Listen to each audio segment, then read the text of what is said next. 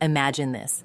You're on a train, speeding along the tracks. At first, you trust it's heading somewhere important, so you sit back, confident in the journey. But as the ride stretches on, you glance out the window and feel a pang of unease. You don't know where this train is going. You look around, everyone else seems calm, maybe even content.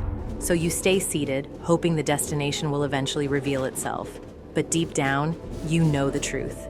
You're not sure if you're moving towards something meaningful or just moving to keep from stopping. This is what a life without purpose feels like.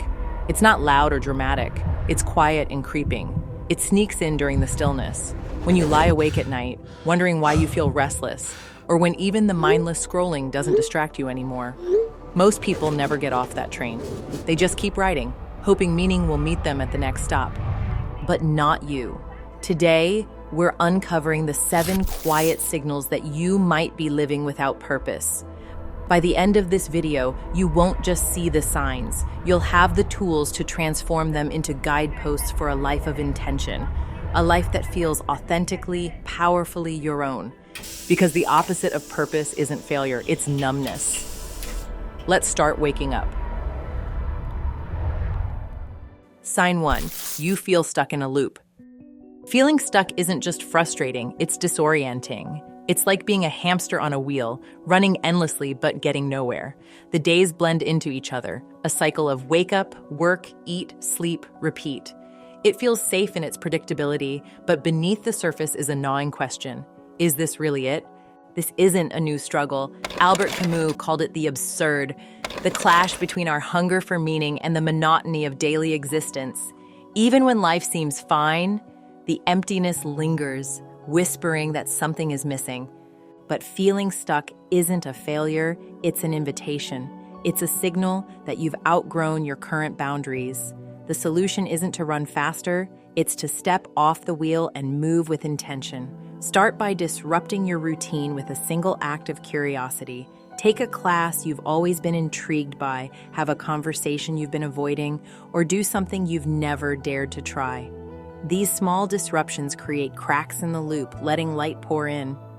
You don't have to overhaul your life overnight, but every intentional step builds momentum, and it's momentum, not perfection, that turns the wheel into a path forward.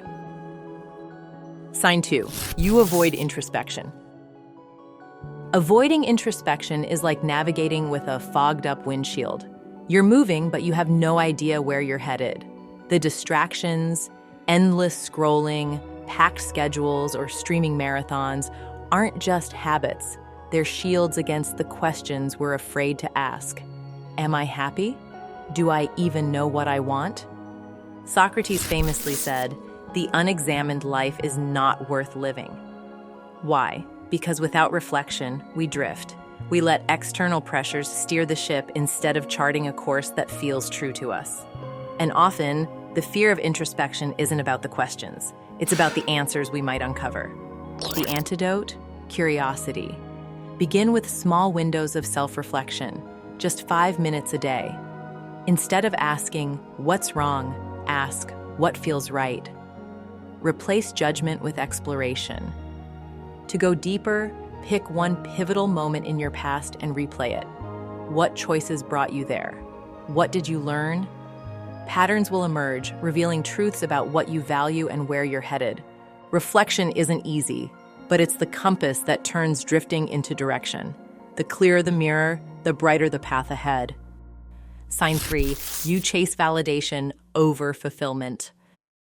Chasing validation is like building a sandcastle. You might shape it beautifully, but it crumbles at the first wave. The likes, promotions, and compliments feel good in the moment, but they're fleeting, leaving you craving more. When you live for applause, you outsource your sense of worth to others, and that's a dangerous bargain.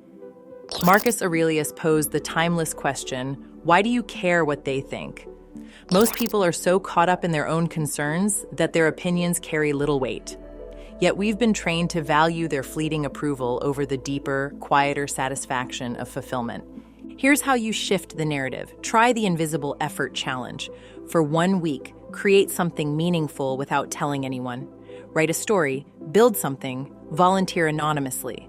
This isn't about proving anything. It's about reclaiming your sense of self-worth from the need for an audience. At the end of each day, ask yourself, would I respect the choices I made if no one else knew about them? This reframes success as something internal rather than external. Over time, you'll find that fulfillment comes from alignment with your values, not the applause of the crowd. Sign 4, you're always busy but never fulfilled. Busyness has become a badge of honor, a way to signal importance. But here's the truth, being busy is often a distraction from being fulfilled. It's like furiously paddling a boat in circles, convincing yourself you're crossing an ocean. Henry David Thoreau warned us about this when he said most people lead lives of quiet desperation. In the race to do more, we forget to ask, am I busy with the right things? Breaking free starts with a priority audit. Look at everything demanding your time and energy. Which tasks align with the life you want to create? Which ones don't? Cross off anything that doesn't pass the test and stop glorifying being busy for busy's sake. Next, practice strategic stillness. Set aside 15 minutes a day to do absolutely nothing. At first, it will feel uncomfortable, but in the quiet, you'll start to hear the whispers of what truly matters to you. Busyness feels productive, but without intention, it's just noise. When you focus on depth over speed, you trade exhaustion for purpose. Sign 5, you fear being alone.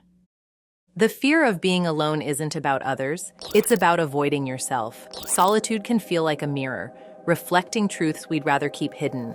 So we fill the void with noise, people, and distractions, convincing ourselves we're connected. But real connection starts with facing ourselves. Nietzsche saw solitude not as punishment, but as a crucible where we strip away the world's expectations and discover who we truly are. History's greatest minds, from Da Vinci to Thoreau, embraced solitude as the soil where their best ideas grew. Overcoming this fear starts with reframing solitude as sacred space. Spend an afternoon by yourself, not distracted, but intentional. Go somewhere quiet, whether it's a park, a cafe, or your own room, and just be. It's awkward at first, but as you settle into the silence, you'll notice something remarkable. The parts of yourself you've been running from are the very ones waiting to guide you. Solitude isn't empty, it's fertile. It's where clarity grows and purpose takes root. Sign 6, you constantly compare yourself to others. Comparison is a thief disguised as a teacher. You might think it's helping you measure your progress, but in reality, it's robbing you of joy and clarity. Social media, workplace dynamics, even casual conversations, all of these create opportunities to hold yourself up against others, asking, am I doing enough? Am I enough? Philosophers like Epictetus remind us that comparison is a trap because it focuses on what's out of your control. Other people's lives, their choices, their circumstances. The more you fixate on someone else's highlight reel, the further you drift from your own path. The way out? Recalibrate your focus. Start practicing internal benchmarking. Instead of comparing yourself to others, compare who you are today to who you were last year. What skills have you developed? What challenges have you overcome? Reflect on how far you've come, not how far someone else appears to be ahead. Next, create screen-free zones in your day. Spend time disconnected from social media or other comparison-heavy environments, allowing yourself to reconnect with what genuinely matters to you. Remember, the only life you're racing against is your own. Sign 7.